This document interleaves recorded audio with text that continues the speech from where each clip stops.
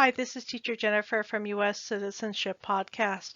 Today we're going to talk about the USCIS Lockbox updates dated January 8th, 2021. Let's get started. Before you watch this video, you may want to watch two of our previous videos. The first one is dated December 21st, 2020. Biometrics plus USCIS tools, case status, case inquiry, and processing times. I do a quick demo of each one of those tools. The second one is about the USCIS Application Support Center updates. That one is dated December 29th, 2020. Both of these videos are available on our YouTube channel at US Citizen Pod. What is a USCIS lockbox facility? A lockbox is a secure place for documents. It designs, prints, and distributes USCIS forms. It manages the paper intake system, and it troubleshoots intake issues, adjudicates fee waiver requests, and resolves filing issues with applications. In other words, a USCIS lockbox is where you send your N-400 application and other forms. They open your applications, they stamp the receipt date on the application, and they check to see if you have the appropriate fees or fee waiver included with the application, and plus it checks to see if you signed your application.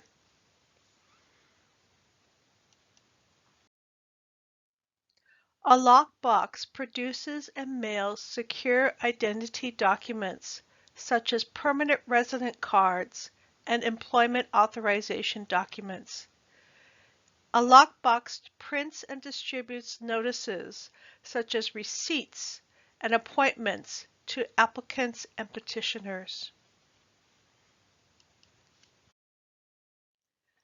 Let's talk about some of the lockboxes that we use.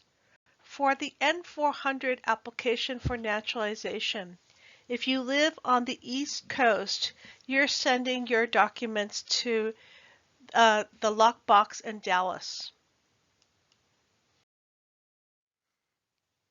If you are living on the West Coast, you send it to the lockbox in Phoenix. And if you're in the Midwest, or if you're in the military, you're sending your application for naturalization to Chicago. However, as noted, each form has a different address or lockbox associated with the application. So check the address before you send your application.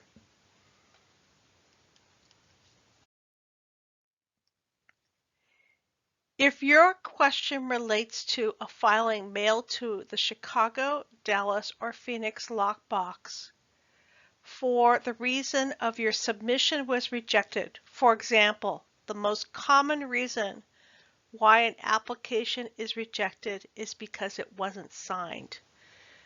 Number 2, if you need to know where to submit an application, or if you've recently filed at one of the 3 lockbox locations, but most importantly, whether USCIS has received your application or petition, if you filed more than 30 days ago and have not received a receipt notice, what do you do? Please email lockboxsupport@uscis.gov, dhs.gov. They will try to answer your question as soon as possible. And it's really super important. Do not include your social security numbers, but you need to include your form number, your receipt number, and an appropriate name and your mailing address, and particularly use an email address that you check all the time. If your question relates to an application or petition that was filed online or mailed directly to a USCIS service center, or that it's already been accepted to the lockbox, or you have a question about your eligibility to file. For example, many people want to know exactly when they can file their application. You need to contact your USCIS contact center by phone at 800-375-5283 or contact the service center or office processing your case via email at your contact USCIS webpage. And again, that's at uscis.gov/about-us/contact-us. Now let's get to the memo dated January the 8th, 2021. Due to COVID-19 pandemic and other factors, USCIS is experiencing delays in issuing receipt notices for some applications and petitions filed at a USCIS Lockbox facility. The information below explains the current state of our Lockbox operations and issues affecting receipt notices. As a result of COVID-19 restrictions, an increase in filings, current postal service volume, and other external factors, you may experience a delay of 4 to 6 weeks in receiving your receipt notice after properly filing an application or petition with USCIS Lockbox. These delays will not affect the receipt date, which is determined pursuant, and then they give a government regulation. So for example, many people wanted to file before December the 1st because they did not want to study for the 128 questions. They wanted to study the 100 questions. No problem. So they sent in their N-400 on November the 15th, and it was received a couple days later at the USCIS Lockbox, for example, on November the 19th in Phoenix. When it's received at USCIS, it's stamped with the date that it's received, but it's not processed just yet because there's such a big backlog of other things that need to be processed. So it might be at the lockbox for 4 to 6 weeks. That would kick it all the way into the first week of January. When they actually open the application, they still have the receipt date of November the 19th. They're not going to say, oh, we open it on November the 1st or November the 2nd, and then you're going to have to take that 128 question test. No, they're still going to honor the receipt date that it was originally received at the Lockbox facility.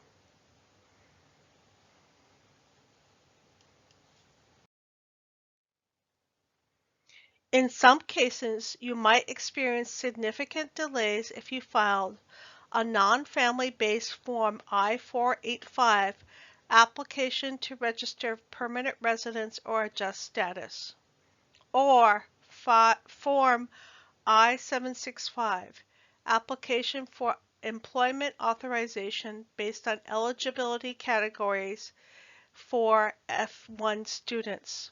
So again, I know people have been complaining about sending in their application for green card or renewing their green card or adjusting their status for H-1B, or they're talking about employment authorization. There is a significant delay, so this means that it's going to be longer than 4 to 6 weeks.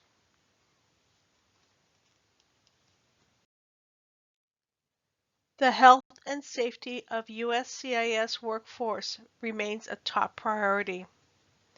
Across USCIS offices, including lockbox facilities, the agency has taken necessary measures such as increased social distancing and frequent cleaning in accordance with the Centers for Disease Control guidance to mitigate the spread of COVID-19. Some of the lockbox operations in locations that have been severely impacted by COVID-19 must adhere to stricter local guidelines. I'd like to make a comment about this. Some of the safety precautions that USCIS is taking includes before you enter a building, they may ask if you've had a cold or a fever or a cough. Before you enter in the facility, you need to bring your own mask and you need to observe all the protocols that they have in place.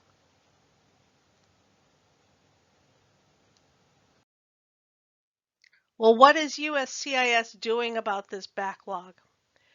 USCIS Lockbox workforce is working extra hours and redistributing its workload in order to minimize delays. Once USCIS has opened and processed your application, we print and mail the receipt notice. And remember my earlier example where they sent in the application November 15th. It was received on November 19th. It might have been sitting there for 4 to 6 weeks, but it's going to say, they're going to say, hey, we received this on November the 19th, not January 1st or 2nd or 3rd. Okay, so this is a big difference because it used to be 2 weeks and then you would get that receipt letter. Now there's been a delay of 4 to 6 weeks. And it's even longer with some other applications. USCIS does not anticipate any receiving delays that would result in payment that is past its validity date. So for example, some checks, if you write some checks, the banks only give you 90 days to cash those checks. So they're saying that it's not going to take any longer than those 90 days, okay? So make sure you keep that money in your account. That's very, very important. So what can you do? If you have already filed your application and are waiting for your receipt notice, USCIS appreciates your patience. USCIS is working as quickly as possible to complete the intake of all its filings. There are 4 things that you, the person who is applying for benefits from USCIS, can do to decrease the time it takes for USCIS to process and send your receipt notice or find out the status of your case. So number 1, you can file online and receive immediate confirmation that USCIS has received your form instead of waiting for the mail. So this option is available only for certain types of forms. So the N-400 is included on that. You have to check if you're doing a fee waiver request. I believe you need to send in the paper application for that. But please check the USCIS guidelines. Number 2, you can create a free USCIS online account and check your status of your case from your mobile device, anywhere, anytime, using the USCIS Status Online tool. I have to add that there's some mobile apps out there that says that they can check your case status for you. However, when you do that, you give them a lot of their personal information, which they can use to scam you, or they can sell it to people who will scam you. So make sure you only deal with uscis.gov to basically find out information about your case. You need to take responsibility for that.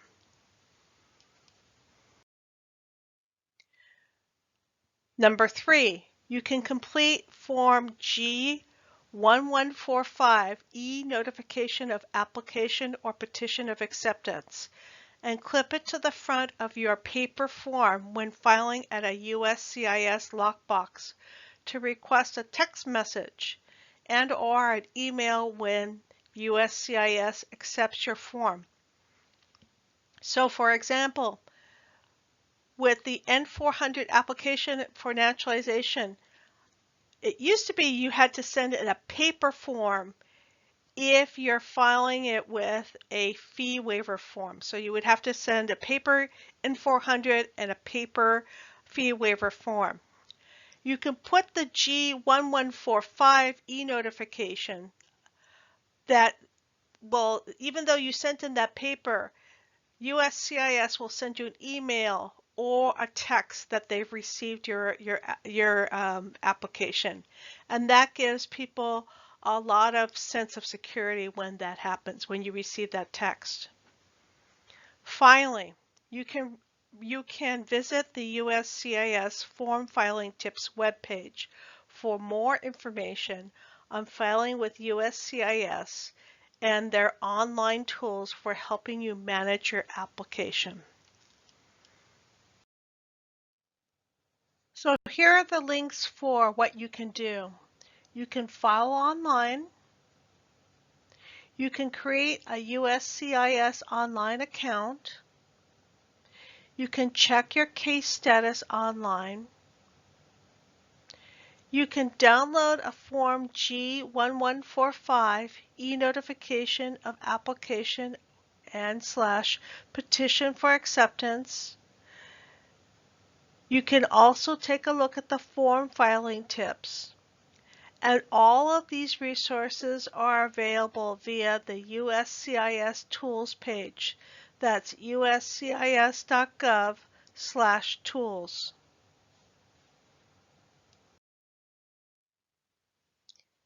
If you have any further questions, connect with the USCIS Contact Center at uscis.gov/contact center. And that's it. Stay home, stay healthy, stay strong. Use the USCIS tools. Be very, very patient, and I know you will be a great American citizen. Thank you so much. Bye-bye.